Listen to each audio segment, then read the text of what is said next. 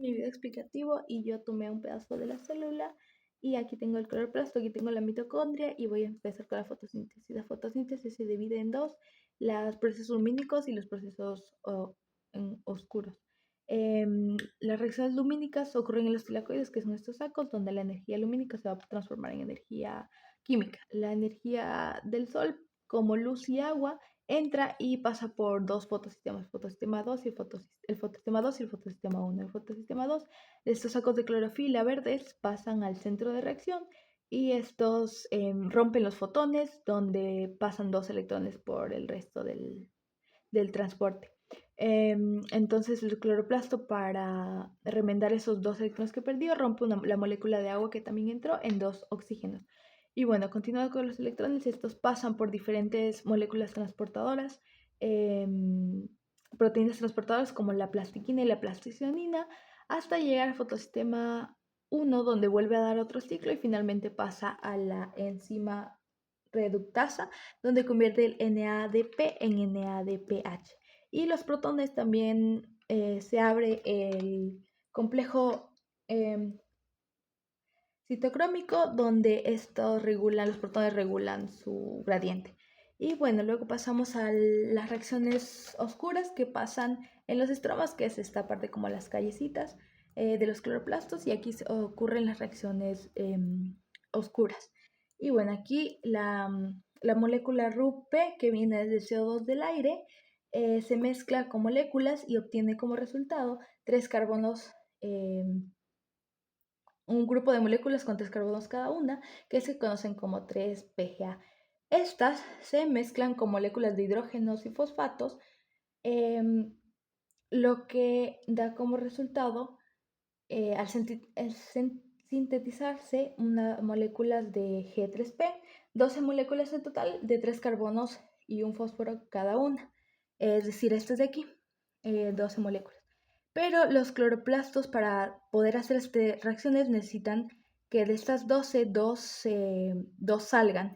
Y el ciclo continúa con 10G3P y así continúa el ciclo.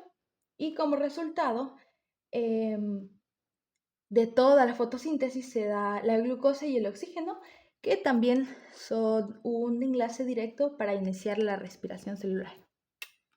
Continuando con la respiración celular, esta se da con la glucosa y el O2, que es resultado de la fotosíntesis, en el cual primero empezamos con la glucólisis, que es una fase donde el objetivo de esta es romper la glucosa, y esta lo hace con la ayuda de 10 enzimas que aceleran 10 reacciones importantes, que dan finalmente como resultado 2 moléculas de piruvato, 2 moléculas de ATP y 2 moléculas de NADH. Luego pasamos a un proceso que tiene como objetivo preparar a la molécula de glucosa, degradándola para que pueda entrar al ciclo de Krebs.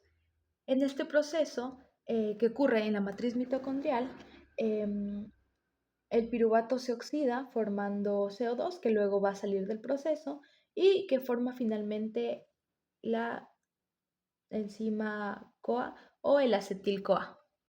Y bueno, ahí se entra por fin al conocido ciclo de Krebs, donde aquí entra el acetil-CoA, que se une a una molécula de 4 carbonos, que es el oxalacetato. Sí, el oxalacetato, y se forma un producto de 6 carbonos. En este proceso conlleva la reacción de varias enzimas que quitan 2 carbonos, que producen 2 moléculas de CO2 que se liberan, haciendo que este proceso sea cíclico, por lo que se volverá a formar una molécula de 4 carbonos, de la cual se volverá a empezar.